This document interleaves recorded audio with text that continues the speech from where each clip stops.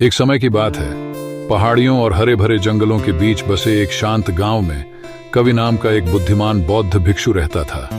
वह अपने सौम्य व्यवहार और शब्दों की शक्ति पर गहन शिक्षाओं के लिए पूरे क्षेत्र में जाने जाते थे। एक दिन अर्जुन नाम का एक युवक मार्गदर्शन मांगने के लिए कवि के पास पहुंचा। अर्जुन गुस्से और हताशा से भर गया था, क्योंकि उसका अपने पड़ोसी रोहन के साथ गर्मागर्म बहस हो रही थी। असहमति बढ़ गई थी और कठोर शब्दों का आदान प्रदान हुआ, जिससे दोनों पक्ष घायल हो गए।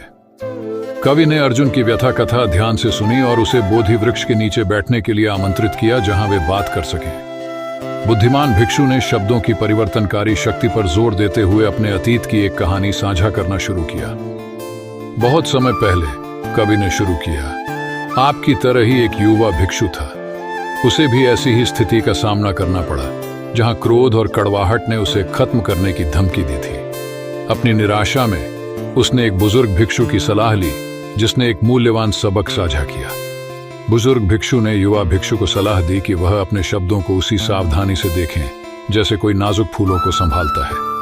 उन्होंने समझाया कि शब्द एक बार बोले जाने पर मन की मिट्टी में बोए गए बीज की तरह होते हैं और उनकी प्रकृति के आधार पर वे या तो शांति के फूल या संघर्ष के कांटों में खिलते हैं।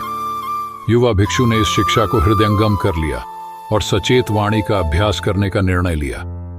हर बार जब उसे क्रोध में प्रतिक्रिया देने की इच्छा महसूस होती, तो वह रुक जाता और अपने शब्दों के प्रभाव पर विचार करता। धीरे धीरे लेकिन निश्चित रूप से युवा भिक्षु ने अपने चारों ओर सद्भाव का एक बगीचा विकसित करना शुरू कर दिया। जैसे ही कवि ने बात की, अर्जुन को अपने ऊपर शांति का भाव महसूस हुआ। कहानी से प्रेरित होकर उन्होंने कवि से रोहन के साथ तनावपूर्ण रिश्ते को सुधारने के बारे में मार्गदर्शन मांगा। कवि ने सुझाव दिया कि अर्जुन करुणा के साथ रोहन के पास जाए और बिना किसी दोष या आरोप के अपनी भावनाओं को व्यक्त करे। अर्जुन ने सलाह को दिल से लिया और अगले दिन रोहन से मिलने गया। अपने शब्दों में ईमानदारी और खुले दिल से उन्होंने विवाद में अपनी भूमिका के लिए माफी मांगी।